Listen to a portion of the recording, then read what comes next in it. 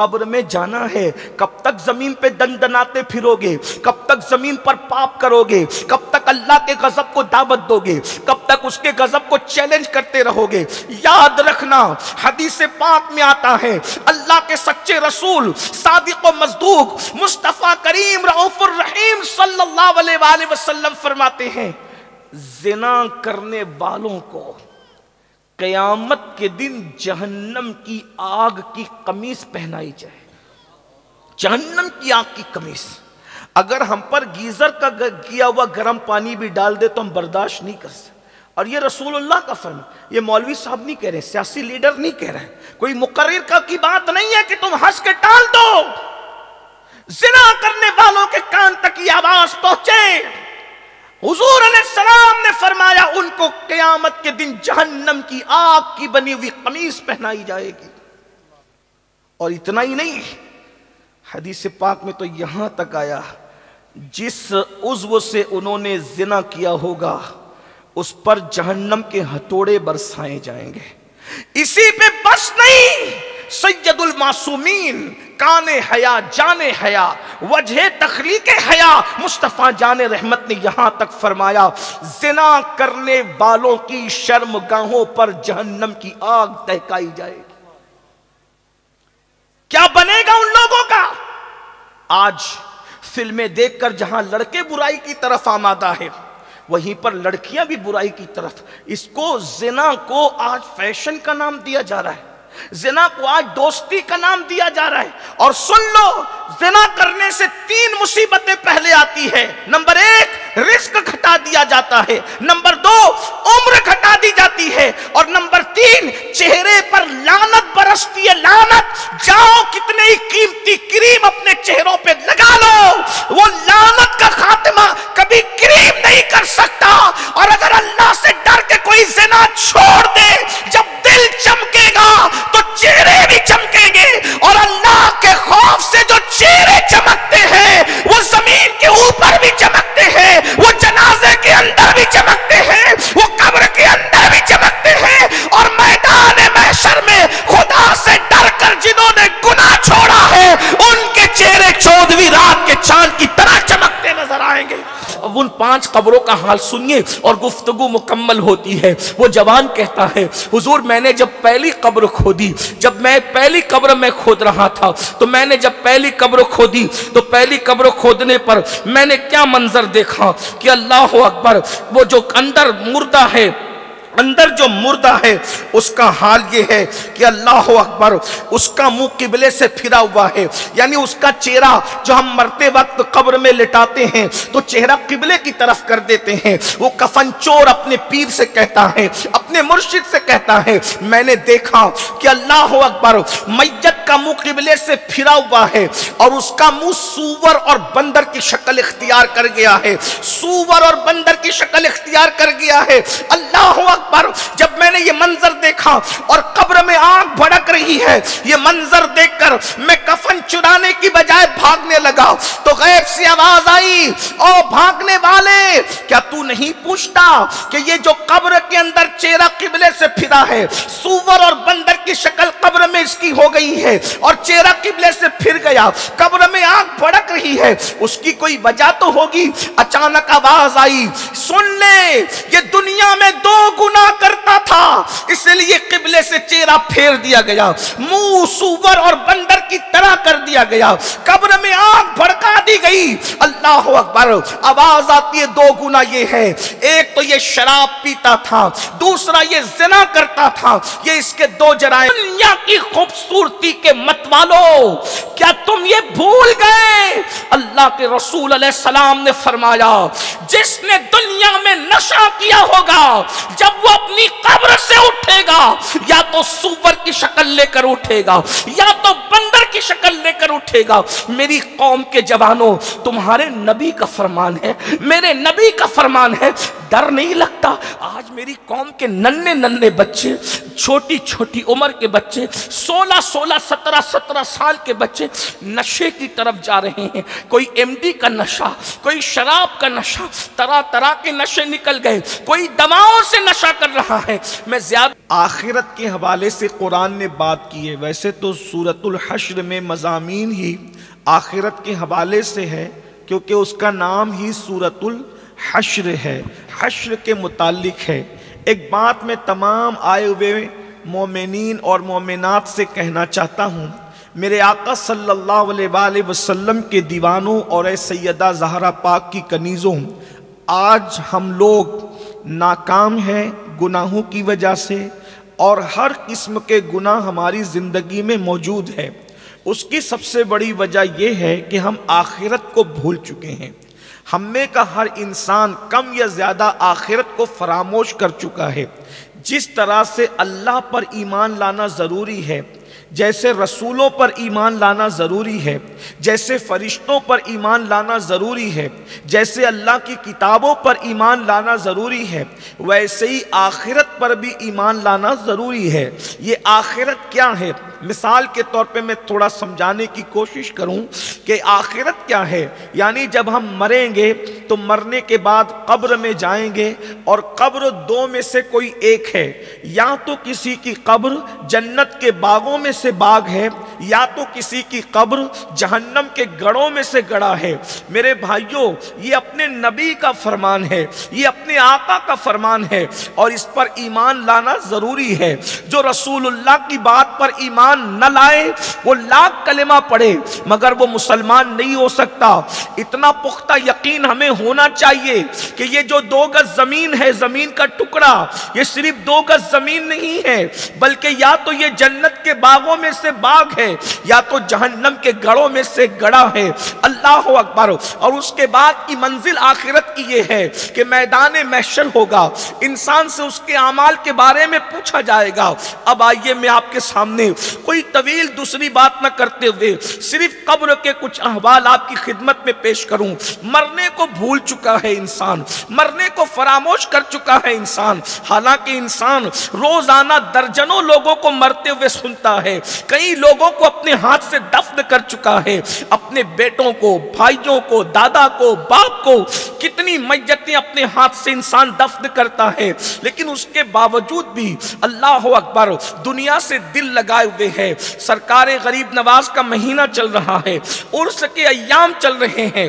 اللہ اکبر. سرکار غریب نواز رضی اللہ تبارک و تعالیٰ عنہ ارشاد فرماتے ہیں، موت کی کیفیت جو ہے، موت کی حقیقت جو ہے، اگر تمہیں بتا دی جائے، لوگوں سے فرما رہے ہیں، اپنے دور کے لوگوں سے فرما رہے ہیں، فرمایا موت کی حقیقت اگر تمہیں پتا چل جائے تو تم کھڑے کھڑے ایسے پگھل جاؤ جیسے پانی کے اندر نمک پگھل جایا کرتا ہے. یہ غریب نواز فرما رہے ہیں. غریب نواز کے ڈنکے بجانے والوں، غریب نواز کا عرس منانے والوں، غریب نواز کے نام لیواؤں، یہ غریب نواز فرما رہے ہیں موت کی حقیقت تمہیں نہیں پتا ہے، مرنے کی تکلیف تمہیں نہیں پتا ہے، اس منزل سے گزرنا ہے. بلکہ اللہ کے سچے رسول صادق و مصدوق مصطفیٰ کریم رؤوف الرحیم صلی اللہ علیہ وآلہ وسلم ارشاد فرماتے ہیں کہ اللہ اکبر، موت کی حقیقت جو میں جانتا ہوں اگر وہ تم جاننے لگو تو اس طریقے سے پگھل جاؤ جیسے پانی کے اندر نمک پگھلتا ہے.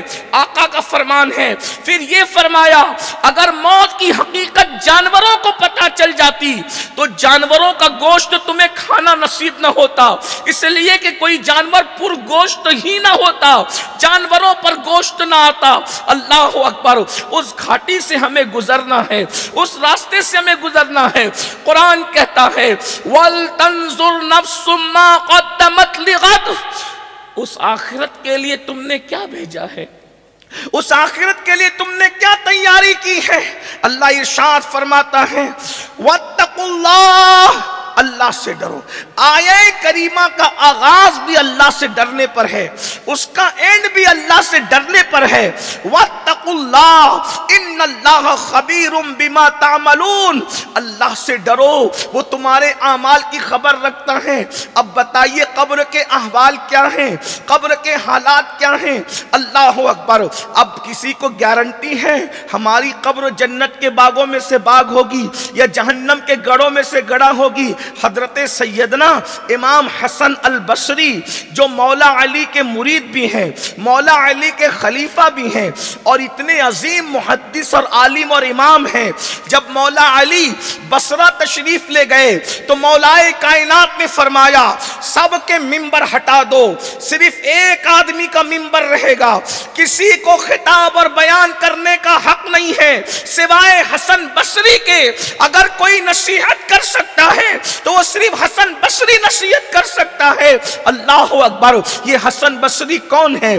غوث پاک کے پیروں کے پیر ہیں، غریب نواز کے پیروں کے پیر ہیں۔ لیکن اب سنیے اللہ کا خوف ان کے دلوں میں کیا تھا۔ وہ امام حسن بصری جو سینکڑوں رکعت رات کو نماز پڑھتے تھے، وہ امام حسن بصری کبھی کبھی ایک رات میں پورا قرآن ختم کرتے تھے، وہ امام حسن بصری جو پیدل چل کر حج کو جایا کرتے تھے، وہ امام حسن بصری فرماتے ہیں جب سے میں نے حدیث سنی ہے، امام حسن بصری کہتے ہیں ذرا غور سے سننا میرے بھائیو، توجہ فرمانا۔ امام حسن بصری کہتے ہیں جب سے میں نے حدیث سنی ہے کہ جہنم کے اندر ایک آدمی ہوگا جو سب سے آخری میں نکلنے والا ہوگا، سب سے آخری میں جو بندہ جہنم سے نکلے گا، اللہ اکبر۔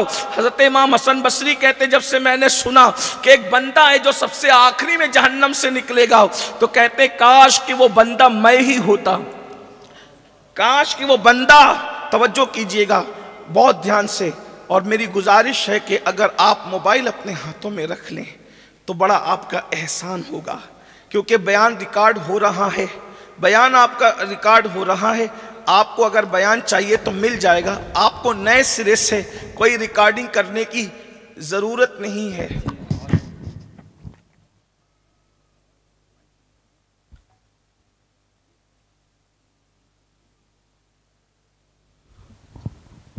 درود شریف پڑھ لیں سب مل کر بلند آواز سے، سب مل کر عاشقوں کی طرح درود شریف پڑھیں۔ صلی اللہ علی النبی الامی وآلہ واصحابہ وبارک وسلم، صلاۃ و سلام علیک یا رسول اللہ صلی اللہ تعالی علیہ وسلم۔ امام حسن بصری کہتے ہیں اللہ کے رسول علیہ السلام نے ایک شخص کا ذکر کیا، فرمایا کہ جہنم سے سب سے آخری میں جو بندہ نکلے گا وہ بندہ فلاں فلاں ہوگا۔ امام حسن بصری کہتے ہیں تمنا کیا کرتے تھے، کون؟ مولا علی کے خلیفہ۔ ذرا غور تو کریں، مولا علی کے چند ہی خلفاء ہوئے ہیں۔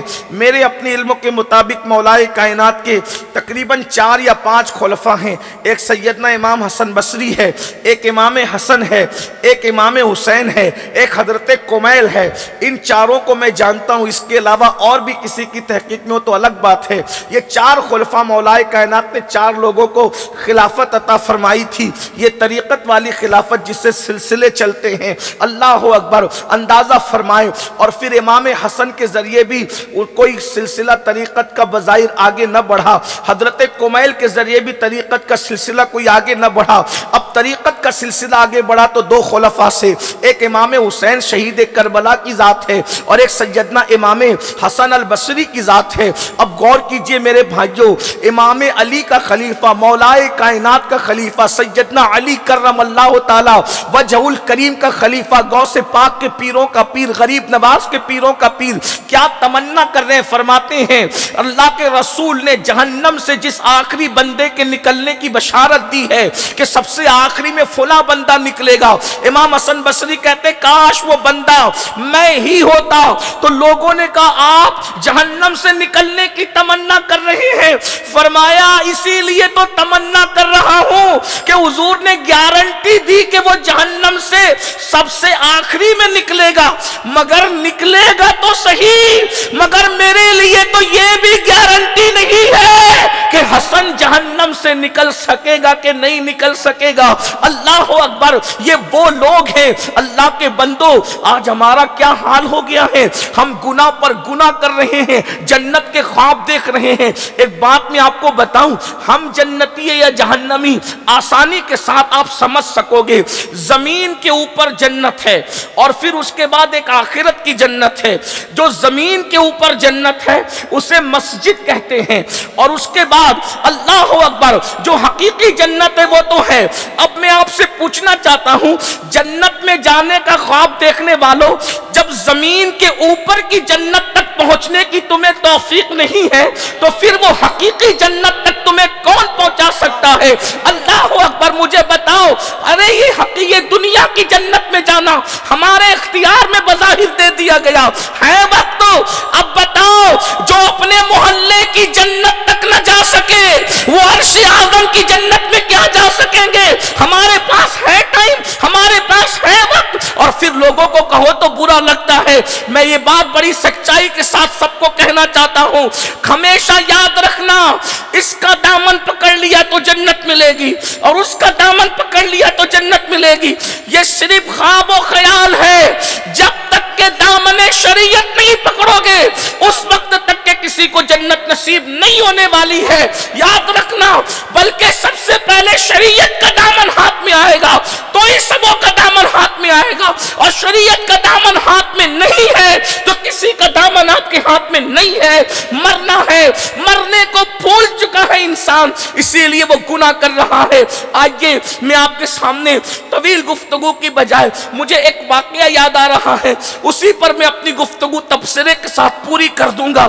ایک روایت میں آتا ہے کہ ایک بندہ تھا، وہ کفن چوری کیا کرتا تھا، وہ کفن چور تھا، اور اچانک اس کی زندگی بدل گئی، کفن چور کی زندگی بدل گئی۔ میں یہ بھی نہیں کہتا کہ جنت بہت مشکل ہے، یہ بھی نہیں کہتا، یقیناً میرا اللہ جس سے راضی ہو جائے، اگر کتے کو پانی پلانے سے بھی وہ راضی ہو جائے تو بھی جنت عطا کر دے، اور جنت نہ دینا چاہے تو ہزاروں سال تک عبادت کرنے والے کو مردود قرار دے، یہ اس کی اپنی مرضی پر ہے، ہماری کوئی گارنٹی نہیں ہے بھائیو، جنت کی کوئی گارنٹی نہیں ہے۔ اور مجموع الزوائد میں اللہ کے رسول کی حدیث موجود ہے، جو اپنے آپ کو یقینی طور پر جنتی مانے، آقا فرماتے ہیں میں محمد اعلان کرتا ہوں کہ وہ جہنم میں جائے گا۔ یاد رکھنا، اپنے آپ کو حتمی اور یقینی طور پہ کبھی جنتی مت سمجھو، امید بھی کرو، خوف بھی کرو، خوف اور امید کے درمیان کی کیفیت کا نام ایمان ہے۔ اس لیے یہ بھی یاد رکھنا،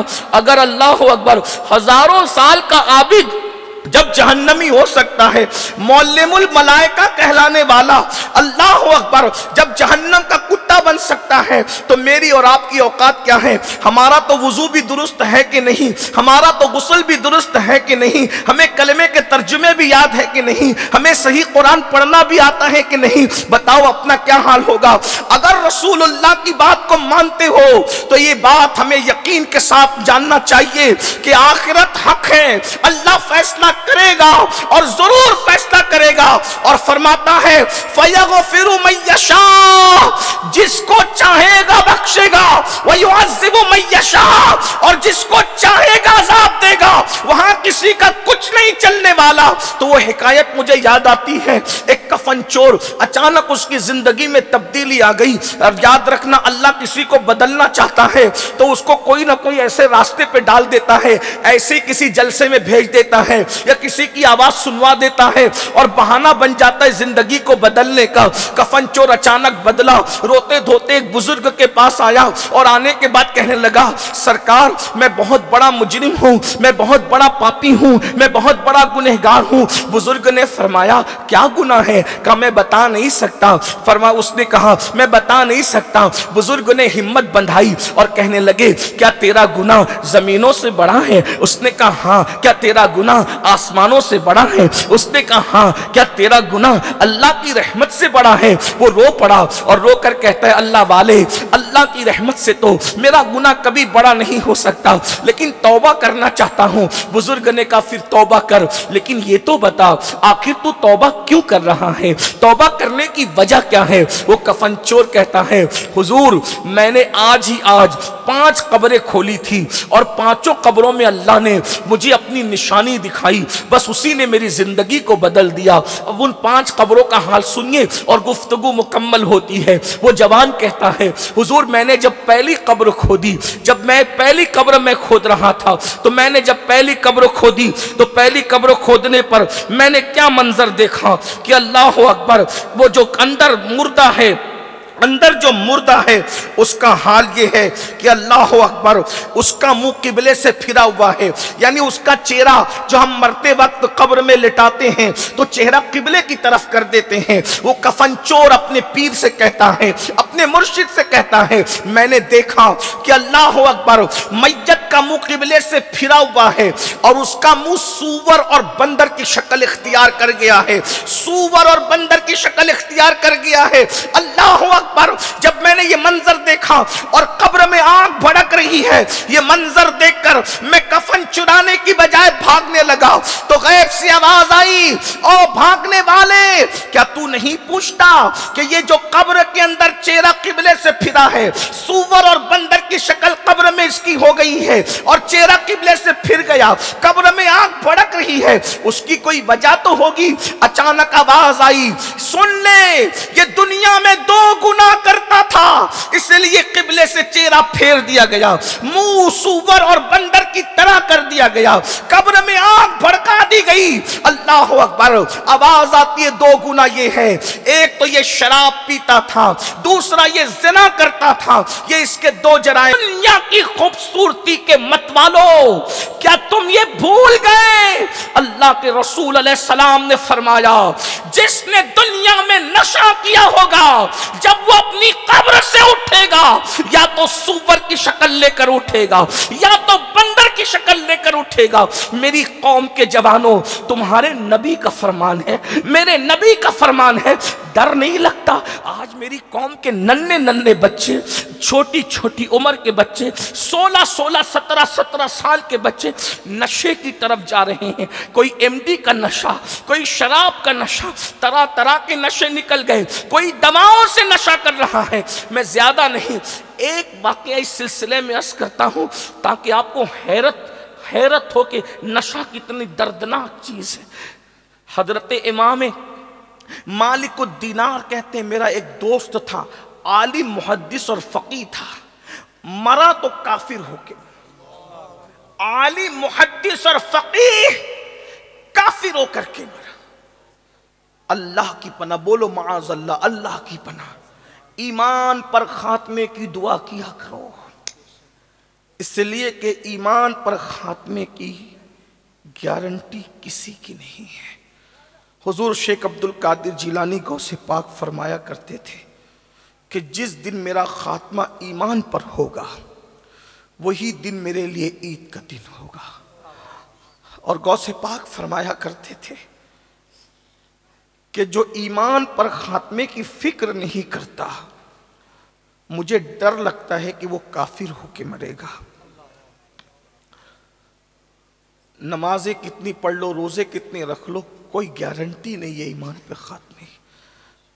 جب اللہ اپنی خفیہ تدبیر کرے تو نبی کا بیٹا بھی کافر ہو کے مر سکتا ہے۔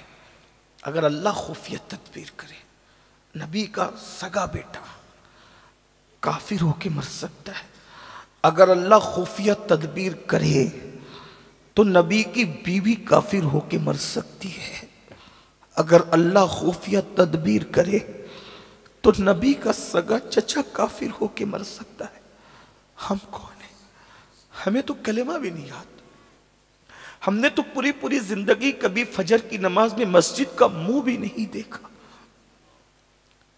آپ کہیں گے نبی کا بیٹا، وضاحت کر دوں تاکہ جنہیں نہیں پتا ہے، نوح علیہ السلام کا بیٹا کافر ہو کے مرا، لوط علیہ السلام کی ایک بیوی کافر ہو کے مری، ابراہیم علیہ السلام کا سگا چچا آزر کافر ہو کے کفر پہ مرا، کفر پہ۔ غور کیجئے اللہ کے بندو، غور کیجئے، یہ اللہ کی خفیہ تدبیر ہے اور اس کی شان دیکھو۔ اگر وہ خفیہ تدبیر کرنے پر آئے تو آزر کی شکل میں نبی کے سگے چچا کو کفر پہ موت دیتا ہے، اور اگر وہ کرم کرنے پر آئے تو ابو جہل جیسے کافر کے بیٹے کو ایمان کی دولت عطا کر دیتا ہے۔ اس کی شان دے۔ اس لیے اللہ سے ہمیشہ ڈرتے رہو، اللہ کا خوف ہمیشہ اپنے دل میں بسا کر کے رکھو اور ایمان پر خاتمے کی فکر کیا کرو۔ مالک الدینار کہتے فقیہ محدث عالم کافر ہو کر کے مرا، کافر ہو کر کے مرا۔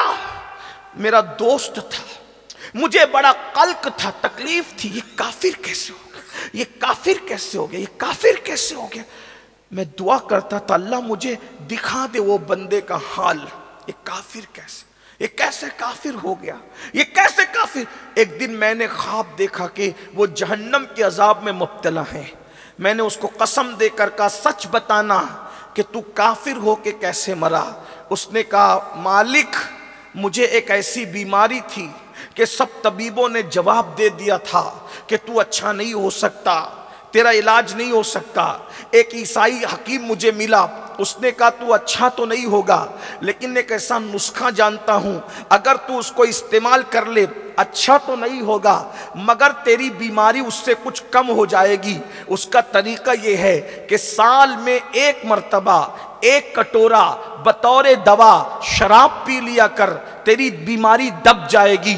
تو وہ محدث، وہ فقیہ کہتا ہے کہ میں بطور دوا سال میں ایک مرتبہ ایک کٹورا شراب کا پی لیا کرتا تھا، تو دوا کے طور پر سال میں ایک بار میں شراب پیتا تھا، بس اسی وجہ سے میری زبان پہ کلمہ نہ آیا اور مرا تو کافر ہو کر کے مرا۔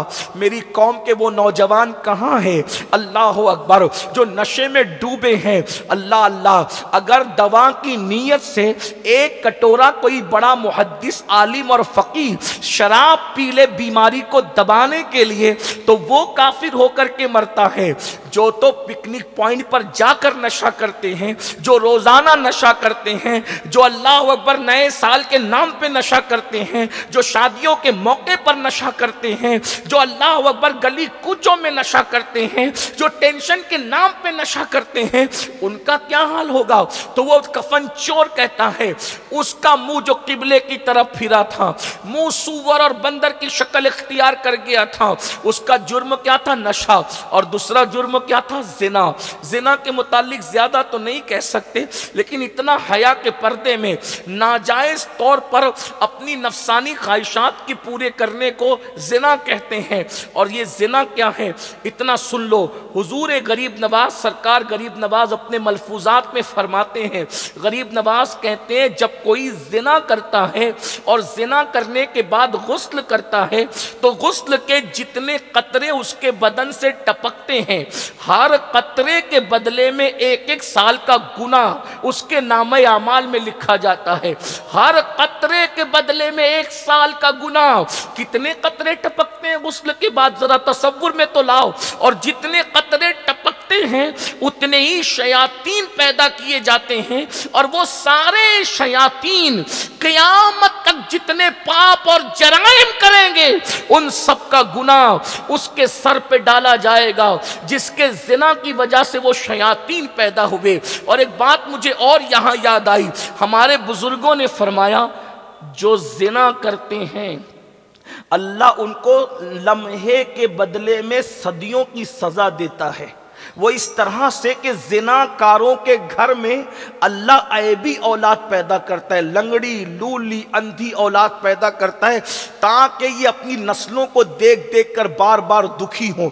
حالانکہ ہر ایک کے گھر میں ایسا نہیں، لیکن 99% لوگوں کے گھر میں ایسا ہی ہوتا ہے زنا کی وجہ سے۔ اب اس کا یہ مطلب نہیں کہ کسی کے گھر میں عیبی اولاد دیکھو تو اس پہ شک کرنے لگو کہ یہ بدکار لوگ ہیں، ایسا نہیں ہے۔ 1% لوگوں کے گھر میں اللہ عیبی اولاد اس لیے دیتا ہے تاکہ اللہ ان کے درجات بلند کرے، ان کو مقبولیت عطا کرے۔ تو یاد رکھنا، ذرا غور کیجئے، آج گندی فلموں کی وجہ سے، زنا کی فلموں کی وجہ سے، گندی پکچروں کی وجہ سے آج ہمارے لڑکے اور لڑکیاں زنا کو فیشن سمجھ رہے ہیں۔ لیکن میں ان کے سامنے یہ بات رکھ دوں، قبر میں جانا ہے، کب تک زمین پہ دندناتے پھرو گے؟ کب تک زمین پر پاپ کرو گے؟ کب تک اللہ کے غضب کو دعوت دو گے؟ کب تک اس کے غضب کو چیلنج کرتے رہو گے؟ یاد رکھنا، حدیث پاک میں آتا ہے اللہ کے سچے رسول صادق و مصدوق مصطفیٰ کریم رؤوف الرحیم صلی اللہ علیہ وآلہ وسلم فرماتے ہیں زنا کرنے والوں کو قیامت کے دن جہنم کی آگ کی قمیص پہنائی جائے. جہنم کی آگ کی قمیص. اگر ہم پر گیزر کا کیا ہوا گرم پانی بھی ڈال دے تو ہم برداشت نہیں کر سکتے. اور یہ رسول اللہ کا فرمان، یہ مولوی صاحب نہیں کہہ رہے، سیاسی لیڈر نہیں کہہ رہے، کوئی مقرر کا کی بات نہیں ہے کہ تم ہنس کے ٹال دو. زنا کرنے والوں کے کان تک یہ آواز پہنچے. حضور علیہ السلام نے فرمایا ان کو قیامت کے دن جہنم کی آگ کی بنی ہوئی قمیص پہنائی جائے گی. اور اتنا ہی نہیں، حدیث پاک میں تو یہاں تک آیا جس عضو سے انہوں نے زنا کیا ہوگا اس پر جہنم کے ہتھوڑے برسائے جائیں گے. اسی پہ بس نہیں، سید المعصومین کان حیا جان حیا وجہ تخلیق حیا مصطفیٰ جان رحمت نے یہاں تک فرمایا زنا کرنے والوں کی شرمگاہوں پر جہنم کی آگ دہکائی جائے گی. کیا بنے گا ان لوگوں کا؟ آج فلمیں دیکھ کر جہاں لڑکے برائی کی طرف آمادہ ہے وہیں پر لڑکیاں بھی برائی کی طرف. اس کو زنا کو آج فیشن کا نام دیا جا رہا ہے، زنا کو آج دوستی کا نام دیا جا رہا ہے. اور سن لو، زنا کرنے سے 3 مصیبتیں پہلے آتی ہے. نمبر 1 رزق گھٹا دیا جاتا ہے، نمبر 2 عمر گھٹا دی جاتی ہے، اور نمبر 3 چہرے پر لعنت برستی ہے. لعنت، جاؤ کتنے ہی قیمتی کریم اپنے چہروں پہ لگا لو، وہ لعنت کا خاتمہ کبھی کریم نہیں کر سکتا. اور اگر اللہ سے ڈر کے کوئی زنا چھوڑ دے، جب دل چمکے گا تو چہرے بھی چمکیں گے. اور اللہ کے خوف سے جو چہرے چمکتے ہیں وہ زمین کے اوپر بھی چمکتے ہیں، وہ جنازے کے اندر بھی چمکتے ہیں، وہ قبر کے اندر بھی چمکتے ہیں. اور میدان محشر میں خدا سے ڈر کر جنہوں نے گناہ چھوڑا ہے ان کے چہرے 14ویں رات کے چاند کی طرح چمکتے نظر آئیں گے. میری قوم کے جوانوں، میری قوم کے جوانوں، چاہے بچیاں ہو یا بچوں، میں آپ سے گزارش کرتا ہوں، جوانی بہت خوبصورت نعمت کا نام ہے جو تقریباً 16 سال سے شروع ہوتی ہے اور 50 سال تک کے چلتی رہتی ہے. جوانی آنے جانے کے لیے آتی ہے، ایک دن یہ جوانی کے خوبصورت لمحات چلے جائیں گے. میں قوم کی بیٹیوں سے بھی مخاطب ہوں. میری قوم کی بیٹیوں، آج تم بیوٹی پارلر تک جا رہی ہو، گلے میں دوپٹے کو مفلر کی شکل میں لٹکا رہی ہو، اللہ اکبر، باریک اور پتلے لباس پہن رہی ہو، اپنے دوپٹوں کو اللہ اکبر تم نے اپنا سر چھپانے کی بجائے فیشن کی طرح گلے میں لٹکانے کی کوشش کی ہے. اللہ اکبر، ہاتھوں میں چوڑیاں پہننے کے لیے کسی اجنبی مرد کے ہاتھ میں ہاتھ دیتی ہو، مہندی لگانے کے لیے اللہ اکبر فاسق اور کافر جو ٹائٹ جینس پہن کر کے بیٹھا ہے اس کے زانوں پر، اس کی رانوں پر تک ہاتھ رکھ کر کے مہندیاں لگاتی ہو. یہ آج فیشن بن چکا ہے. مہندی کی کلبیں شروع ہو گئی ہے، مردوں سے مہندیاں لگائی جاتی ہے. میں ان مسلمانوں سے مخاطب ہو کے کہتا ہوں میرے بھائیوں، غیرت کہاں چلی گئی مسلمانوں کی؟ اپنی بیٹیاں کافروں کے جو وہ رانوں پر ہاتھ رکھ کر مہندیاں لگائے گی. یہ ہاتھ کتنا قیمتی عورت کا، حضور نے کتنا، یہ ہاتھ عورت اپنے پیر کے ہاتھ میں بھی نہیں دے سکتی، اپنے امام کے ہاتھ میں بھی نہیں دے سکتی، چچا زاد بھائی کے ہاتھ میں بھی نہیں دے سکتی، پھپھی زاد بھائی کے ہاتھ میں بھی نہیں دے سکتی، خالہ زاد بھائی کے ہاتھ میں بھی نہیں دے سکتی. علماء کی توجہ چاہتا ہوں، ان کی معلومات میں اضافہ نہیں کروں گا لیکن ان کی دعا لوں گا کہ اگر غلطی کر رہا ہوں تو میری اصلاح کریں گے. بہت نازک جملہ کہہ رہا ہوں. یہ عورتوں کا ہاتھ اللہ کے رسول نے فرمایا کہ عورتیں میرے ہاتھ میں بھی نہیں دے سکتی. رسول اللہ سید المعصومین جس کے قریب سے کبھی گناہ گزر کے بھی نہیں جا سکتا، خطا جس کے قریب سے کبھی گزر کے بھی نہیں جا سکتی، حضور نے عورتوں کا ہاتھ اپنے ہاتھ میں نہیں لیا. جب عورتوں نے کہا مرد مصافحہ کرتے ہیں اور اپنا ہاتھ آپ کے ہاتھ سے ٹچ کر کے اپنے آپ پہ جہنم کو حرام کر لیتے ہیں، ہمیں بھی تو اجازت دو کہ ہم اپنا ہاتھ آپ کے ہاتھ میں دے کر کے اپنے آپ کو بھی جہنم سے بچا لیں. تو فرمایا لا افسا من النساء، میں عورتوں سے مصافحہ نہیں کرتا. ارے جب ایک امتی نبی کے ہاتھ میں اپنا ہاتھ نہیں دیتی تو تمہارا اتنا جگر کہاں سے آیا کہ تمہاری بیٹیاں چوڑیاں پہننے کے لیے کافروں کے ہاتھ میں اپنا ہاتھ دے رہی، مہندی لگانے کے لیے کافروں کے ہاتھ میں. عورت کو ہم نے سمجھا کیا ہے؟ اور عورتوں نے خود کو سمجھا کیا ہے؟ آج کل کی عورتیں فلم سیریل یہی تمہارے لیے آئیڈیل ہے؟ سیدہ فاطمہ الزہرا کی زندگی کو آئیڈیل نہیں بناؤ گے؟ محرم کے 3 دنوں میں امام حسین کے غم میں رونے والوں، کیا رسول اللہ کی امی جان کی زندگی تمہارے لیے آئیڈیل نہیں بن سکتی؟ شربت اور کھچڑا سنیت نہیں ہے، صرف اصل سنیت تو اہل بیت کا کردار ہے، اہل بیت کے نظریات ہیں۔ میں اپنی قوم کی بہنوں سے کہتا ہوں، مردوں کے سامنے بے پردہ آ جاتی، آدھی آستین کے کپڑے پہنتی ہے، پتلے کپڑے پہنتی ہے، برقعے اتنے خوبصورت پہنتی ہے کہ نہ دیکھنے والا بھی دیکھے۔ آج سے 900 سال پہلے حجت الاسلام امام غزالی نے فتویٰ دیا تھا کہ عورتیں ڈیزائن والا برقع نہیں پہن سکتی، اس لیے کہ اسلام، توجہ، اسلام برقع پہننے کا حکم نہیں دیتا، اسلام پردہ کرنے کا حکم دیتا ہے۔ اسلام نے برقعے کا حکم کبھی نہیں دیا، اسلام نے ہمیشہ پردے کا حکم دیا۔ وجہ اس لیے کہ ہر برقع پردہ بنے ضروری نہیں ہے، لیکن ہر پردہ برقعے کا کام ضرور کر جاتا ہے، اس لیے ہمارے اب پردے کا حکم ہے، برقعے کا حکم نہیں۔ 17 ہزار کے برقعے دبئی سے منگوا کر اپنی عزت نہیں بچا پا رہے ہو، اور سیدہ کائنات مخدومہ کائنات سیدہ فاطمہ الزہرا کی شان یہ ہے کہ دوپٹے پر 17 پیون لگے ہیں، اور غیرت کا عالم یہ ہے کہ سگا بیٹا بھی، سگا بیٹا سیدہ فاطمہ کے بال نہ دیکھ سکا۔ کسی نے امام حسین سے کہا، حسین تیری ماں بہت نیک، کسی نے امام حسین سے کہا تیری ماں بہت نیک تھی، میں واللہ تو نے سچ کہا، کیونکہ جب میری ماں کا وصال ہوا میں صرف 7 سال کا بچہ تھا، صرف 7، سگا بیٹا، دودھ پینے والا بیٹا۔ امام کہتے ہیں جب میری ماں کا وصال ہوا میں صرف 7 سال کا تھا، اس 7 سال کی عمر میں میں نے اپنی ماں کو بغیر دوپٹے کے کبھی نہیں دیکھا، میری ماں کا دوپٹہ کبھی سر سے ہٹا ہوا میں نے نہیں دیکھا، یعنی میں نے اپنی ماں کے بال کبھی نہیں دیکھے۔ 7 سال کا بیٹا حسین جیسا شہزادہ بھی کہہ رہا ہے میں نے اپنی ماں کے بال سر کے کبھی نہیں دیکھے، میری ماں اتنی نیک تھی کہ 7 سال کے بیٹے نے بھی ان کے سر کے بالوں کو نہیں دیکھا۔ اور دوپٹہ کیا تھا؟ دوپٹہ کیا؟ پیوندوں کا مجموعہ، پیون کا مجموعہ۔ ایک دن دوپٹہ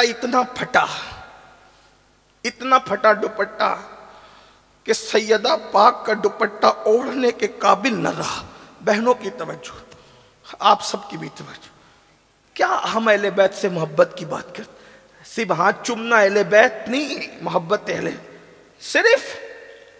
صرف نعرہ حیدر لگانا یہی محبت اہل بیت نہیں، صرف امام حسین کے نام پر چند رسومات ادا کرنا یہی محبت۔ اصل محبت اہل بیت تو ان کے کردار اور ان کے عقیدے اور ان کے نظریات کو اپنانا ہے۔ میں اپنی بہنوں کی توجہ، ہر شادی کے اندر عورتیں میک اپ کر کے جا رہی، میری بہنوں میک اپ کرنے کی اجازت ہے مگر شادی کے لیے نہیں، شوہر کے لیے۔ میک اپ کر کے ولیمے میں جانے کی اجازت نہیں ہے، شوہر کے لیے میک اپ کرنے کی اجازت ہے۔ میک اپ منع نہیں ہے، عورتیں سج دھج کے بازار میں جا رہی، جہنم میں جاؤ گی، کسی کا کچھ نہیں، مولوی کا تو کچھ نہیں بگڑنے والا، مولوی تو اپنی ذمہ داری پوری کر رہا ہے۔ آقا فرماتے ہیں جو عورت صرف خوشبو لگا کے گھر سے نکلتی ہے، آقا ارشاد فرماتے ہیں اور اس کی خوشبو لوگوں کو اپنی طرف مائل کرتی ہے، ایسی عورتیں قیامت کے دن زانیہ عورتوں کی حیثیت سے اٹھائی جائے گی۔ بچیاں کالج میں سج دھج کے جا رہی ہے، سنور کے جا رہی ہے، میرے آقا فرماتے ہیں جو عورتیں سج دھج کے گھر سے نکلتی ہے کہ لوگ اس کو دیکھیں، قیامت کے دن اس کی چمڑی آگ کی کینچی سے کاٹی جائے۔ میں تو عورتوں کو دیکھتا ہوں تو مجھے اتنا ترس آتا ہے کہ جو عورتیں صرف ڈانٹنے پہ رو پڑے، یہ اللہ کا عذاب کیسے برداشت کر پائے؟ عورتیں اتنی نازک مزاج ہوتی ہے ڈانٹنے پہ۔ میں نے کئی بار تجربہ کیا کہ کبھی بدبو کی جگہ سے گزرنا ہو رہا ہے تو مرد نارمل چل رہے ہیں، لیکن بدبو عورتیں اتنی نازک مزاج ہوتی ہے، اللہ ان کی نزاکت کو اور بڑھا دے، اتنی نازک مزاج کہ مرد بدبو میں نارمل چلتے عورت فوراً کپڑا رکھتی ہے۔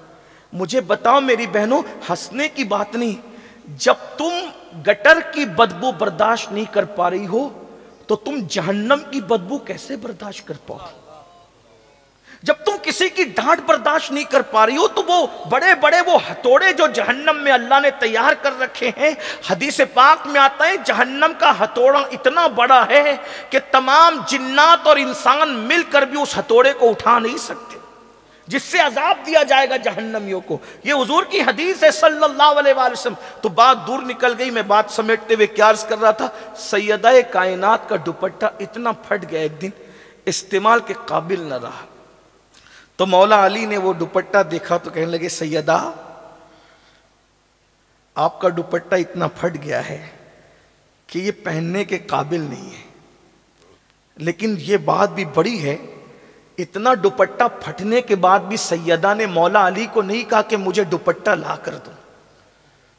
مولا کائنات کہتے ہیں فاطمہ جیسی عورت قیامت تک پیدا نہیں ہو سکتی، کیونکہ اس نے پوری زندگی مجھ سے کوئی فرمائش ہی نہیں کی، پوری زندگی مجھ سے کوئی کچھ نہیں مانگا۔ مولا علی کہتے ہیں پوری زندگی مجھ سے کچھ نہیں مانگا، کبھی فرمائش نہیں کی، اس لیے کہ فاطمہ مانگنے والی کا نام ہے ہی نہیں، فاطمہ تو دینے والی کا نام ہے۔ اس لیے کہ ہمارے مسلک میں یہ ہے، ہمارے مسلک میں یہ ہے کہ جب سیدوں کو شجروں سے نہ پہچانا جا سکے، شجرے خلط ملت ہو جائیں اور ہر کوئی صاحب شجرہ بننے لگے تو صوفیہ کہتے ہیں جب سیدوں کو شجروں سے نہ پہچانا جا سکے تو دو چیزوں سے انہیں پہچاننا، یا تو ان کی سخاوت سے پہچاننا یا تو ان کی معافی کی عادت سے ان کو پہچاننا۔ ارے جب سید اتنا دیتا ہے تو سیدہ کے دینے کی شان کا عالم کیا ہوگا؟ آؤ در زہرا پر پھیلائے ہوئے دامن، آؤ در زہرا پر پھیلائے ہوئے دامن، نسل ہے کریموں کی لجپال گھرانہ ہے۔ نعرہ تکبیر، نعرہ رسالت، ذکر سیدہ کائنات۔ ارے جس کے بیٹے اتنا دیتے ہیں کہ لوگ لے لے کر کہتے ہیں خواجہ ہند وہ دربار ہے آلات۔ نینوا والو، یہ کتنے نمبر کا بیٹا ہے سیدہ کا؟ کتنے نمبر کا بیٹا ہے؟ سیدہ فاطمۃ الزہرا، ان کے بیٹے امام حسین، ان کے بیٹے امام زین العابدین، ان کے بیٹے امام محمد باقر، ان کے بیٹے امام محمد جعفر الصادق، ان کے بیٹے امام موسیٰ کاظم، ان کے بیٹے سید محمد ادریس، ان کے بیٹے سید ابراہیم، ان کے بیٹے سید عبدالعزیز، اور ان کے بیٹے سید عبدالعزیز کے سید نجم الدین، ان کے بیٹے سید غیاث الدین، اور ان کے بیٹے سیدنا معین الدین غریب نواز۔ جب اتنے بعد کا بیٹا اتنا سخی ہے تو اس کی اوپر کی دادی کتنی سخی ہوگی۔ آؤ در زہرا پر پھیلائے ہوئے دامن، نسل ہے کریموں کی لجپال گھرانہ ہے، اور بھیک مجھ کو بے طلب دیا، تو بڑی سخی ہے فاطمہ۔ زمانے میں جو کچھ خیرات بٹ رہی ہے وہ سیدہ کی چکی چل رہی ہے تو خیرات بٹ رہی ہے۔ سبحان اللہ، سبحان اللہ۔ فرماتے مولا کبھی فرمائش نہیں کی سیدہ نے، کچھ فرمائش، کبھی فرمائش۔ آج تو عورتوں کا حال یہ ہو گیا، ہر شادی پہ نیا ڈریس چاہیے، نہیں ہے پڑوسن کو ملا مجھے بھی چاہیے، اس کو ملا۔ میری بہنوں ڈریس اور زیور کے چکر میں تو تم تباہ ہو، آخرت کی فکر کرو۔ ڈریس تو نچنیوں کو اور زیور تو نچنیوں کو بھی مل جاتے، قبر کی فکر کب کرو گی؟ میں اپنی بہنوں سے مخاطب ہوں، قبر کی فکر کب کرو گی؟ فرمایا کبھی سیدہ نے فرمائش، بلکہ بات پہ بات نکلتی ہے۔ سہیل باپو نے ذکر چھیڑا سیدہ کا، تو بات پہ بات نکلی تو ایک بات مجھے یاد، इतनी भी फरमाइश कभी नहीं की कि आज घर में आटा नहीं, आज तेल नहीं है घर में, कभी नहीं की। अगर आप सुनना चाहते हैं तो उस तरफ बात चली गई है तो मैं उस तरफ पेश करूं, आपको पता चलेगा। जरूर। मौलाए कायनात जंग में मसरूफ थे, जंग की मसरूफियात थी। तवज्जो अर्ज कर सकता हूं ना? जी जी। आप थक तो नहीं गए ना? सर्दी में मुझे डर लगता है कि मैंने जल्दी गुफ्तगू ख़त्म करना, उसकी वजह यह है कि हुजूर की उम्मत का ख्याल करना हम पे लाजिम है। जब नमाज मुख्तसर की जा सकती है लोगों का ख्याल करके, अल्लाह, तो तकरीर क्यों लंबी करें? मौसम अच्छा होता है तो फिर हम भी खुलते हैं, लेकिन ठंडी का मौसम में बूढ़े बच्चे सभी हैं। बहरहाल चलें, बात अब मैं एंड की तरफ ले जाते हुए करूँ। मौला अली जंग के माहौल में है, जंग की मसरूफियत है, और जंग की मसरूफियत में इतने बिजी हो गए, जाहिर सी बात है जंग की मसरूफियत कोई मामूली तो नहीं होती ना, जंग की मसरूफियत। और फिर मौला अली जंगजू आदमी, बहादुर आदमी, ऐसा बहादुर कि मेरे आका ने कहा ला फता इल्ला अली, सुभान ला अल्लाह, सैफ इल्ला जुल्फिकार। सुभान अली की अल्लाह। तरह बहादुर कोई जवान नहीं है और जुल्फिकार की तरह कोई तलवार नहीं। बेशक बेशक। जिसकी तलवार की नबी चाहे वो माँ सुभान अल्लाह तारीफ करे, और जिसकी बहादुरी की फिर वो बहादुर तो फिर इतने बहादुर थे मौला मुश्किल कुशा, इतने बहादुर कि अल्लाह अकबर। मौला मुश्किल कुशा का हाल ये कि अगर किसी के पैर पर पैर रख दे हटा नहीं सकता बंदा। अल्लाह, बड़े बहादुर थे, बड़ी बहादुरी थी, अल्लाह ने बहुत बहादुरी थी। इतने बहादुर थे मौला मुश्किल कुशा पाक के 70 लोग जिस वजन को न उठा सकते थे, मौलाए कायनात उसको एक हाथ में उखाड़ लेते, सुभान अल्लाह, उखाड़ा फेंका। बहादुरी उनका अपना अंदाज था। इतने बहादुर थे कि जिसको जहन्नम तक पहुंचाते थे टेढ़ा तिरछा नहीं काटते थे, वो बराबर बराबर काटते। अल्लाह, उसमें भी मौला अली हैदर।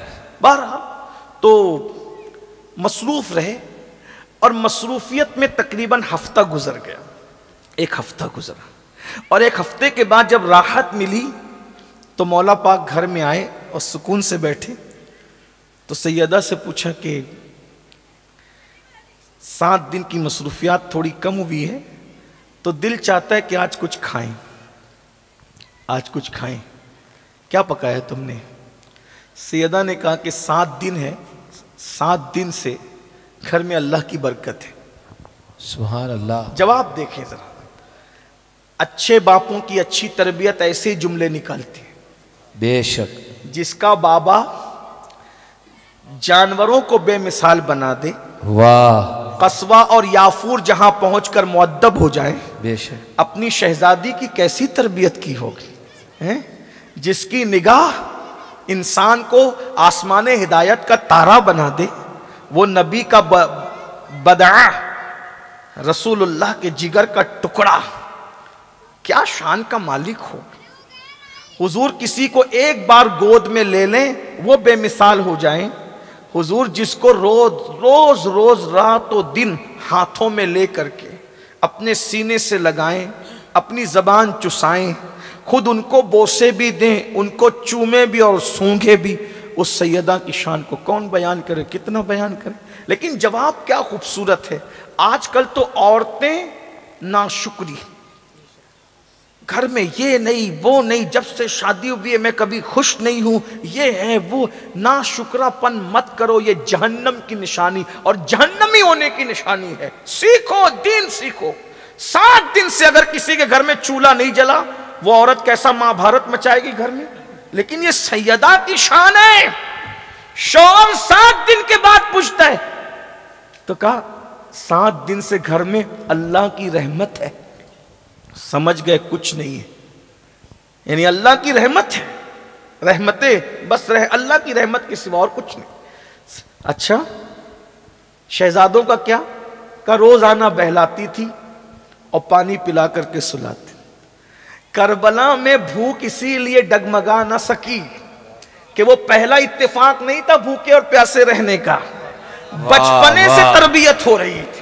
बेशक आप बेशक। क्या समझते हैं, रमजान शरीफ में पहला दूसरा रोजा लोगों को भारी इसलिए पड़ता है कि आदत नहीं होती ना। जिसको आदत हो उसको भूख और प्यास कोई अहमियत नहीं रखती। हाँ, और फिर ये भी याद रखें, لوگ کہتے ہیں علی اکبر کا جنازہ، علی اصغر کا جنازہ اٹھاتے ہوئے کیوں نہیں لرزے؟ میں نے کہا جو اپنے باپ علی کی شہادت دیکھ چکا تھا وہ اپنے بیٹے کی شہادت پر کیسے ہل جاتا؟ اس لیے کہ جس کو باپ کی شہادت نہ ہلا سکی اسے بیٹے کی شہادت کیسے ہلا سکتی؟ بے شک یہ مزاج دیا گیا، مزاج دیا گیا۔ بہرحال تو بچوں کو بہلاتی رہی، سلاتی رہی، پانی پلا پلا کر 7 دن ہوئے۔ اچھا اب تو رات بھی بہت ہو گئی ہے سیدہ، سن لیں یہ گھر ہے ان کا، اب تو رات بھی بہت ہو گئی ہے سیدہ، اب تو ایک کام کرتا ہوں، میں باہر جاتا ہوں، دعا کرو کچھ کام مل جائے تاکہ میں کم سے کم 2 درہم کما سکوں۔ مولا علی مانگنے نہیں جا رہے، قرضہ مانگ لو، اس سے لے لو، اس سے، نہیں نہیں نہیں نہیں، وہاں بھی ہے کہ چلو میں ذرا دیکھتا ہوں کچھ کام دھام کر لیتا ہوں۔ باہر نکلے تو دیکھا کہ مدینہ منورہ میں کوئی قافلہ آیا ہوا ہے اور وہ اپنا مال اتار رہے ہیں۔ مولا علی پہنچے اور پہنچ کے کہنے لگے کہ میں تمہارا سامان اتار دوں، کتنا دو گے اس کے بدلے میں؟ کہا کہ اگر اے جوان، وہ پہچان نہیں سکے، اے جوان اگر تو نے ہمارا سامان اتار دیا ہم تجھے 2 درہم دیں گے۔ اچھا ٹھیک ہے، فٹافٹ سامان اتار دیا، اس میں گھنٹوں بیت گئے، اتنا سامان اتارا۔ 2 درہم انہوں نے دیا، 1 درہم کا کسی کے دروازے پر گئے، دستک دی، اور 1 درہم کا آپ نے سامان خریدا، آٹا واٹا جو بھی تھا، اور 1 درہم الگ سے رکھ لیا تاکہ ایک صبح کسی فقیر کو صدقہ کریں گے۔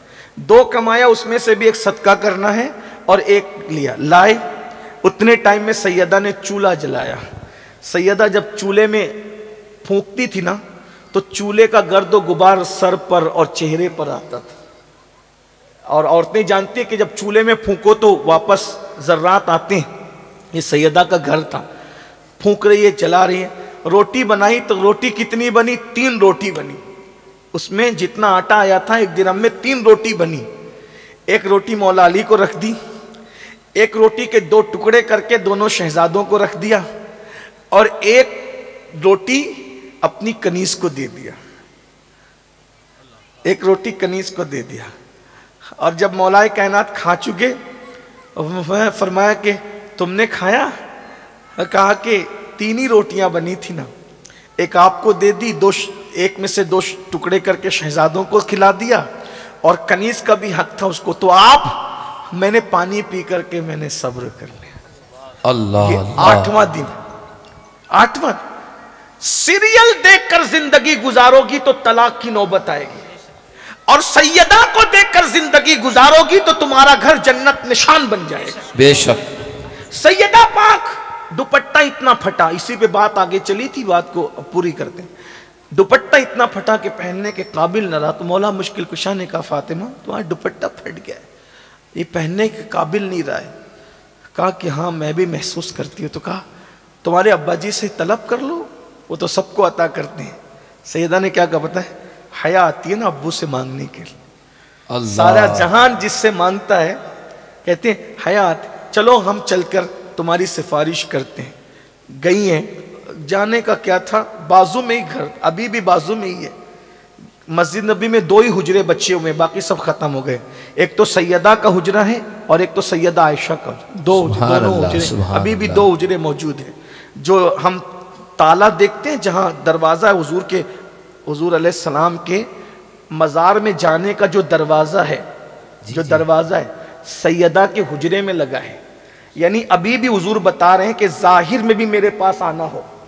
واہ واہ، سبحان اللہ سبحان اللہ، نعرہ تکبیر۔ اس عالم ظاہر میں بھی اگر میرے گھر میں آنا ہو تو سیدہ کے یہاں سے ہو کر کیا، یعنی اب بھی کوئی منکر، گستاخ رسول، بدعتی، کیسا ہی سڑے ہوئے عقیدے والا، اگر حکومت سے اجازت لے کر حضور کے حجرے تک جانا چاہیں تو حضور کے حجرے تک جانے کے لیے دروازہ سیدہ سے گزرنا اس کے لیے ضروری ہے۔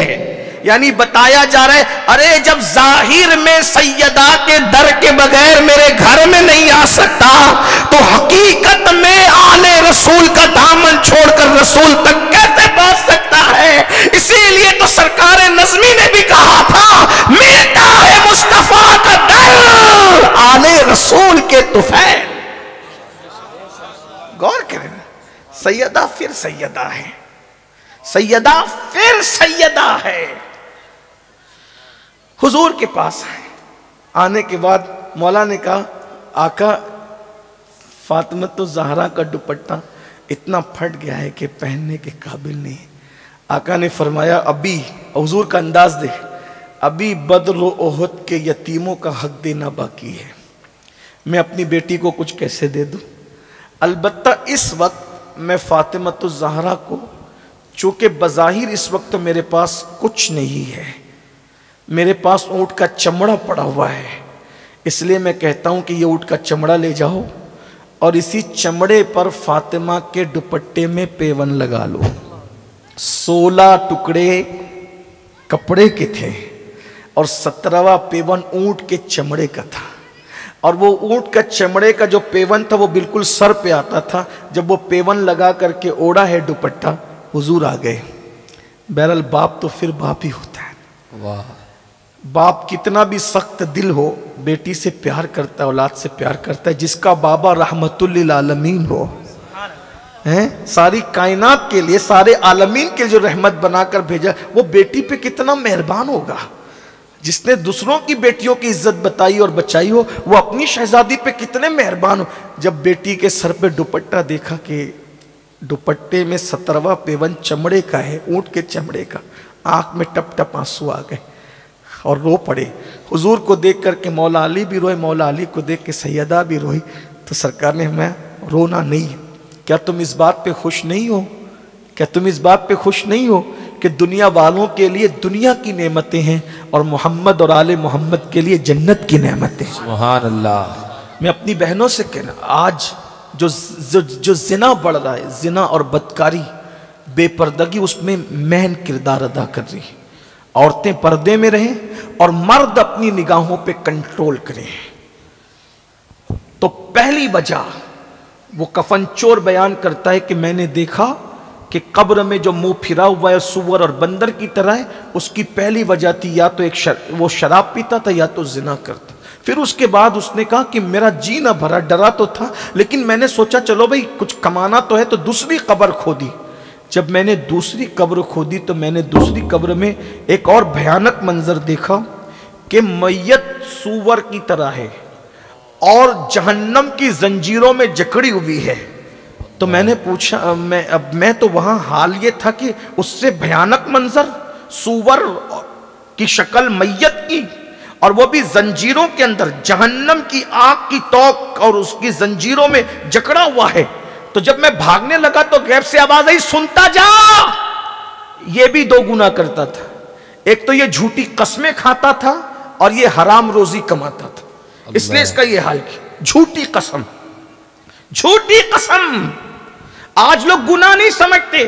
اللہ پاک ارشاد فرماتا ہے حدیث قدسی میں، میرے نام کو قسموں کا نشانہ نہ بناؤ، جو میرے نام کی جھوٹی قسم کھاتا ہے میں اس کی 7 نسلوں کو برباد کر دیتا ہوں اور ان پہ لعنت کرتا ہوں۔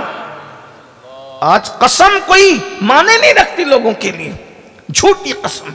میں جھوٹی قسم کھاتا تھا، اور یوں بھی سچی قسم بھی مت کھایا کرو جب تک جان، عزت اور مال پہ بننا ہے، مت کھاؤ قسمیں، کیونکہ جو بات بات پہ قسم کھائے اللہ اس کی روزی میں گھٹوتی لاتا ہے، اس کی روزی کو گھٹا دیتا ہے۔ آج لوگ چھوٹی چھوٹی بات پہ قسمیں کھاتے ہیں، اور پھر دوسرا گناہ حرام کماتے۔ آج حرام، سود، جوا، شراب کے دھندے، جوے کے دھندے، نشے بیچنے کے دھندے مسلمانوں میں بہت عام ہو رہے ہیں۔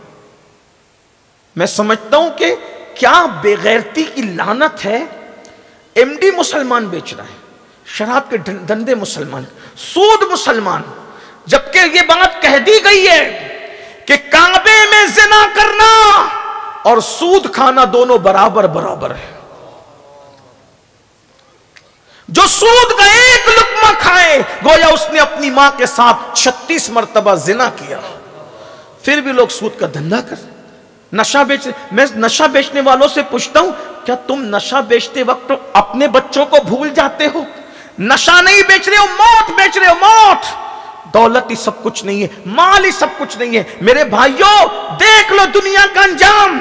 ارے حلال کمانے والے اپنی قبر میں کیا لے گئے جو ہم حرام کما کر اپنی قبر میں لے جائیں گے؟ قرآن کہتا ہے لا تنس نصیبک من الدنیا، دنیا سے اپنے نصیب کا مت بھولو، سوائے کفن کے کچھ نہیں لے جاؤ گے. ارے خود کی زمین میں دفن ہونا بھی نصیب نہیں ہوگا، دفن بھی ہوں گے تو قبرستان میں ہو.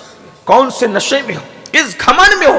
قارون کا خزانہ اس کے ساتھ گیا، نمرود کی دولت اس کے ساتھ گئی، فرعون کی دولت اس کے ساتھ گئی، بخت نصر کی دولت اس کے ساتھ گئی. ہمارے ساتھ کیا جائے گا؟ اس لیے حرام سے بچو، حرام روزی سے بچو، حلال کی طرف آؤ. اور حرام کھلاؤ گے اپنے بچوں کو. جب حرام کھانے والے بچے جوان ہوں گے ماں باپ کے ساتھ بغاوت کریں گے. آج اگر ہمارے بچے ہمارے باغی ہو رہے ہیں، وجہ ہم نے ان کو حلال کتنا کھلایا، کتنا حلال کھلایا. جو حرام سے خون بنے گا اور گوشت بنے گا وہ باغی ہی بنائے گا. آج لوگ، میں اتنی بڑی اسکول میں ڈال رہا ہوں اپنے بچے کو کہ میرا بچہ اچھا بنے. بھائیو اچھے اسکول سے بچہ اچھا بننے میں صرف 5% بس، 95% حلال غذا. آج غذا حرام ہے. اس لیے دیکھ لو بچے ڈاکٹر بن جا رہے ہیں، ٹیچر بن جا رہے ہیں، انجینئر، ماں باپ کو چھوڑ کے بھاگ جا رہے ہیں. اب ماں باپ بڑھاپے میں رو رہے. کیوں؟ کھلایا کیا؟ یہ بتاؤ کیا کما کے کھلایا؟ اس پر ایک بات میں آپ کو بتاؤں، توجہ کرنا. حلال کیا اپنا اثر ہے. ایک بزرگ تھے، نام نہیں لوں گا اب ان کا، نام لوں کیونکہ جب کوئی عبرت کی بات بیان کرنی ہوتی تو میں بزرگوں کا نام نہیں لیتا. بہت بڑے بزرگ تھے، بہت بڑے بزرگ. ان کا شمار غوث پاک کے اور غریب نواز کے بھی پیروں میں ہوتا ہے، پیروں کے پیروں میں ہوتا ہے. ان کا بیٹا تھوڑی مستی کرتا. ایک مرتبہ مستی میں ان کے بیٹے نے ایک بیشتی سمجھتے ہیں، بیشتی پانی جو بیچتے ہیں، صبح صبح اس کے مشکیزے پہ تیر چلا دیا. اس کا پورا پانی بہہ گیا، مشکیزہ بھی پھٹ گیا. غریب آدمی کے لیے مشکیزہ بہت بڑی چیز تھی. پانی پورا گر گیا، مشکیزہ پھٹ گیا. وہ روتے ہوئے حضرت کے پاس آیا، حضرت پورے بصرہ میں آپ کا نام ہے، شان ہے، عزت ہے، مقام ہے، بلندی ہے، یہ آپ کے بچے نے میرا مشکیزہ پھاڑ ڈالا. آپ نے فوراً پیسے دیے، خادم کو مشکیزہ منگایا نیا، پرانا مشکیزہ بھی درست کروایا، دونوں مشکیزے دیے، حلوہ منگایا، حلوہ کھلایا، کہا بیٹا جاؤ. اس نے کہا پرانا بھی درست کر کے دے دیا، نیا بھی دے دیا، حلوہ کیوں؟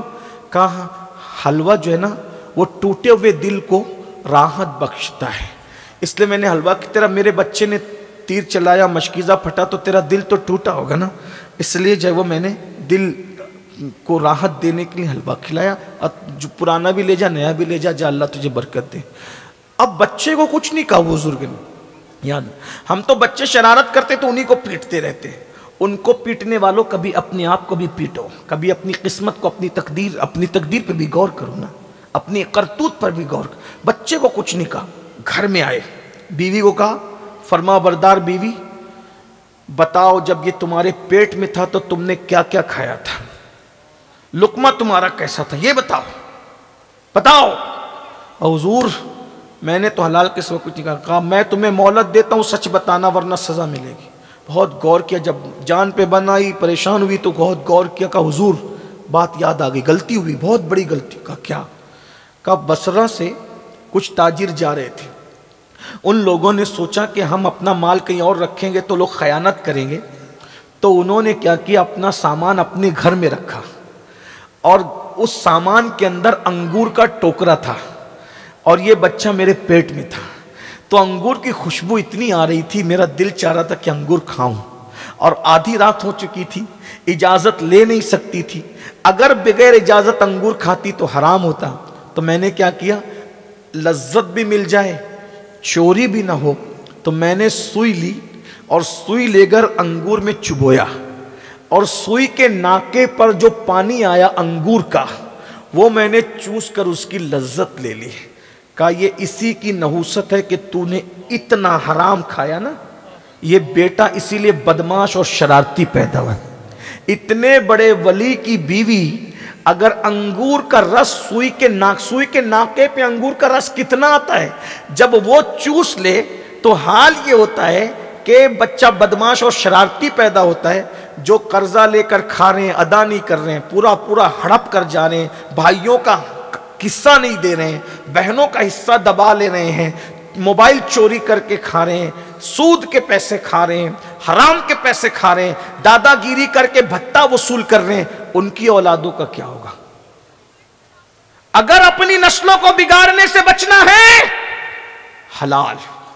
جس وقت مکتوم اشرف جہانگیر سمنانی ہمارے مرشد ماں کے پیٹ میں آئے اور پورے محل میں خوشیوں کی شہنائی بجنی شروع ہوئی کہ ملکہ کو خوشی دکھائی اللہ نے، برسوں بعد بچہ ماں کے پیٹ میں آیا تو مخدوم اشرف کے والد بزرگوار سید ابراہیم نور بخشی اپنی بہن کو بلا کر کہتے ہیں بہن دیکھو اب میری بیوی کا تم خیال کرنا، کوئی حرام لقمہ اس کے منہ تک نہیں جانا چاہیے ورنہ بیٹا نیک نہ بن سکے۔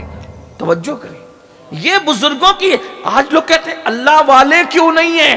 میں نے کہا نماز ہے، روزہ ہے، حج ہے، زکوٰۃ ہے، تلاوت ہے، سب ہے، پھر اللہ والے کیوں نہیں؟ تو یاد رکھیے نماز تو ہے مگر پیٹ میں حلال نہیں، روزہ تو ہے مگر پیٹ میں حلال نہیں ہے، داڑھی تو ہے مگر پیٹ میں حلال نہیں۔ دیکھ لو چیک کر کے اپنا لقمہ کتنا حرام کھا رہے ہو۔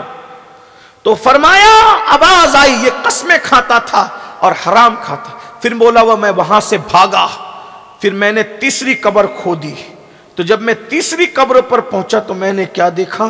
ایک بندہ ایک گدی سے اس کی زبان باہر نکلی ہوئی ہے کتے کی طرح، اور اس کے پورے جسم میں آگ کی کیل ٹھوکی ہوئی ہے، کتے کی طرح زبان لٹکی ہے اور آگ کی کیلیں اس کے جسم میں ٹھوکی ہوئی ہے۔ یہ منظر دیکھ کر کے جیسے میں بھاگنے لگا تو غیب سے آواز آئی، یہ نہیں پوچھے گا کہ یہ کون تھا۔ اس میں بھی دو گناہ تھے، یہ لوگوں کی غیبت کرتا تھا، چغلی کرتا تھا، اور دو لوگوں کے درمیان لڑائی لگاتا تھا، جھگڑا لگاتا تھا، اس لیے کتے کی طرح اس کی زبان لٹک گئی اور اس کے پورے جسم میں جہنم کی آگ کی کیلیں ٹھوک دی گئی۔ یہ قبر ہے۔ آج بھی لوگ غیبت کرتے ہیں، غیبت مطلب اس کے پیچھے اس کی برائی، اس کے پیچھے اس کی برائی، اور فرمایا الغیبت اشد من الزنا، کہ زنا سے بڑھ کر غیبت ہے، زنا سے برا کام غیبت ہے۔ اللہ اکبر۔ اور چگلی ادھر کی ادھر، ادھر کی ادھر۔ ایک مرتبہ امام اعظم ابو حنیفہ سے کسی نے کہا، ایک معتبر ذرائع سے بات مجھے پتا چلی کہ فلاں نے آپ کے بارے میں ایسا کہا، تو امام اعظم نے ہنس کے کہا مجھے حیرت ہو رہی ہے اتنے بڑے عالم ہو، غیبت کرنے والے دنیا میں کب سے معتبر ہو گئے؟ دنیا میں غیبت، کیونکہ جس نے غیبت کی نا تو پھر وہ معتبر ذرائع کیسے ہو گئے؟ اگر آج غیبت اور چگلی ختم ہو جائے، ہمارے گھر کے، محلے کے، ملک کے 90% جھگڑے ختم ہو جائیں گے۔ امام اعظم فرمایا کرتے تھے مجھے امید ہے اللہ مجھے بخش دے گا، کا وجہ کہا کہ میں نے پوری زندگی میں کبھی کسی کی غیبت نہیں کی۔ آج ہم غیبت میں مبتلا ہیں، چگلی میں مبتلا، لڑا رہے ہیں، جھگڑا رہے ہیں، بھائی بھائی میں لڑائی لگا رہے ہیں، اور اسی طریقے سے جو ہے وہ محلے میں لڑائی لگا رہے ہیں، پیر و مرشد میں اور مریدوں میں لڑائی لگا رہے ہیں، اسی طریقے سے پڑوسی میں لڑائی لگا رہے ہیں، ننن بھاوج میں لڑائی لگا رہے ہیں، ساس بہو میں جھگڑا لگا رہے ہیں، اسی طریقے سے دیورانی جٹھانی میں جھگڑا یاد رہو کتے کی طرح زبان لٹکے گی قبر کے اندر اور جسم میں کیلیں ٹھوکی جائے گی۔ اس پہ میں اب زیادہ نہیں کہتا چونکہ وقت بھی میرا پورا ہو رہا ہے اور بہت لمبی گفتگو میں نہ کرتے کرتے کر چکا۔ آخری میں دو باتیں اور سن لیں، لیکن یہ بات میں آپ کو کہہ دوں، غیبت اور چگلی سے بچو۔ چگلی، مجھے یہاں ایک پیارا واقعہ یاد آیا امام غزالی کا۔ امام غزالی سورہ یوسف کی تفسیر میں لکھتے ہیں کہ یوسف علیہ السلام کے بھائیوں نے، بہنیں دھیان سے سنیں، آپ سب بھی سنیں، ہائے اچھے سے سن رہے ہو اور سنو اچھے سے۔ عورتیں غیبت چگلی زیادہ کرتی، عورتوں کا حال یہ ہے، ہنسنے کی کوئی بات نہیں، یہ کسی دل جلے کی فریاد ہے، 4-6 ملے گی، اس کی خوب برائی کرے گی اور آخری میں ہٹتے ہٹتے کہے گی اللہ توبہ استغفر اللہ۔ جان دو بھائی اس کی اعمال اس کے ساتھ، اپنے اعمال اپنے ساتھ، اپنے تو کسی کی غیبت نہیں کرتے۔ تو اب تک کیا کر رہی تھی؟ بعض عورتیں تو کہتی ہیں اللہ توبہ میری بہن، میں غیبت کرنے کے لیے نہیں کہہ رہی ہوں، میں تو بتانے کے لیے کروں. ارے یہی تو غیبت ہے. ایسی رابعہ بصری بنتی ہے گناہ کرنے کے بعد بھی کہ جس کی کوئی حد نہیں. اللہ کی پناہ. عورتوں کو دین سیکھنے کی ضرورت زیادہ. ایک عورت اگر دین سیکھ لے 4 مردوں کے لیے جنت میں جانے کا ذریعہ بن جائے. عورت دین سیکھ لے باپ کو سنوار سکتی ہے، بھائی کو سنوار سکتی ہے، بیٹے کو سنوار سکتی ہے، شوہر کو سنوار سکتی ہے. اور ہمارے یہاں سب سے زیادہ کمزوری دین کے معاملے میں عورتوں میں ہے. بہرحال تو یوسف علیہ السلام کے بھائیوں نے یوسف علیہ السلام کو بہت مارا پیٹا اور کنویں میں ڈال دیا، اور بکری کے بچے کو ذبح کیا اور اس کے خون میں کرتا لت پت کر کے لے کر آئے، اور ساتھ میں ایک بھیڑیا بھی پکڑ لیا. بولے ابا بھائی کو بھیڑیا کھا گیا، اور یہی کمبخت بھیڑیا تھا، اس نے کھایا. حضرت یوسف علیہ السلام کا کرتا حضرت یعقوب علیہ السلام نے دیکھا تو آپ روتے روتے ہنس پڑے، کہنے لگے کتنا ہوشیار تھا نا وہ بھیڑیا کہ پورا یوسف کھا گیا اور کرتا بھی نہیں پھٹا. انسان کو کھائے گا تو پہلے کرتا پھٹے گا نا، کرتا صحیح سلامت ہے. اور وہ روتے ہوئے آئے، ہم نہ تھے، ہم نہ تھے، ہم نہ تھے. اسی لیے امام غزالی کہتے ہر رونے والے پر اعتماد مت کرنا، کیونکہ یوسف علیہ السلام کے بھائی بھی روتے ہوئے ہی آئے تھے. آپ کہیں گے کیا رونا برا ہے؟ میں نے کہا برا نہیں ہے، رونا برا نہیں ہے. رو یعقوب بھی رہے تھے اور رو بھائی بھی رہے تھے. دونوں کے رونے میں کیا فرق تھا؟ یعقوب کو محبت یوسف رلا رہی تھی اور بھائیوں کو رونا نہیں آ رہا تھا، وہ رونے کی ایکٹنگ کر رہے تھے. تو محرم میں بھی 2 لوگ روتے ہیں. ایک طبقہ رونے کی ایکٹنگ کرتا ہے اور ایک طبقہ محبت حسین میں روتا ہے. تو محبت حسین میں رونا عبادت ہے، لیکن ہم نہ تھے کی ایکٹنگ کرنا یہ خیانت ہے. ایک بات یاد رکھنا، اس لیے ہر ایک کے رونے پر پگھلنے کی ضرورت نہیں ہے. بھائی آئے تھے روتے ہوئے. بہرحال تو حضرت یعقوب علیہ السلام نے کہا بھیڑیا کھا گیا. ہاں یہ بھیڑیا ہے، دیکھو یہ اسی نے کھایا. آپ نے روتے ہوئے کہا او بھیڑیے، میرے اتنے خوبصورت لال کو تو کیسے کھا گیا؟ تو بھیڑیے نے، حضرت یعقوب پیغمبر تھے، نبی تھے نا، ان سے بات کی. اللہ کے نبی، میں بھیڑیا ضرور ہوں لیکن میں نے آپ کے بیٹے یوسف کو نہیں کھایا، کیونکہ مجھے معلوم ہے وہ اللہ کا نبی ہے، اور اللہ کے نبی کو کھانا جانوروں پر حرام ہے. جانور اللہ کے نبی کو نہیں کھا سکتا، مٹی اللہ کے نبی کو نہیں کھا سکتی، جانور اللہ کے نبی کو نقصان نہیں پہنچا سکتے. تو اس لیے وہ تو نبی ہے، صدیق ہے، میں کیسے کھا سکتا ہوں؟ میں نے نہیں کھایا. کہا پھر کیا ہوا؟ کہا جو ہوا میری آنکھوں کے سامنے، میں نے سب دیکھا. کہا بتا کیا ہوا؟ میں نہیں بتاؤں گا. بھائی لوگ تو نہیں سن رہے تھے نا یہ سب بات، کیونکہ نبی تھے یعقوب علیہ السلام. حضرت امام غزالی لکھتے ہیں یعقوب علیہ السلام نے کہا جب تیری آنکھ کے سامنے ہوتا کیوں بتاتا نہیں؟ کہا اس لیے نہیں بتاتا کہ یہ چگلی ہو جائے گی، اور چگلی اللہ کو پسند نہیں ہے. میں بھیڑیا ضرور ہوں مگر چگل خور نہیں ہوں. اللہ کو اس بھیڑیا کی ادا اتنی پسند آئی کہ اللہ رب العزت نے یونس علیہ السلام کی مچھلی کو جنت میں داخل کرنا ہے، اصحاب کہف کے کتے کو جنت میں داخل کرنا ہے، تو ساتھ ساتھ حضرت یوسف علیہ السلام کے اس بھیڑیے کو بھی جنت میں داخل کرنا ہے، کیونکہ اس نے غیبت نہیں کی. اگر بھیڑیا چگلی سے بچ جائے تو اللہ بھیڑیے کو جنت عطا کرے، اگر مومن چگلی سے بچ جائے تو اللہ اس کو جنت کیوں نہ عطا فرمائے. چگلی سے بچ نہیں کرنا، کسی کی ادھر کی بات ادھر نہیں کرنا، بہت خراب بات ہے، بہت بری بات ہے. 90% جھگڑے گھر کے ختم ہو جائیں گے. چھوٹے چھوٹے بچوں کو بھی بتاؤ کہ چگلی نہیں کرنا.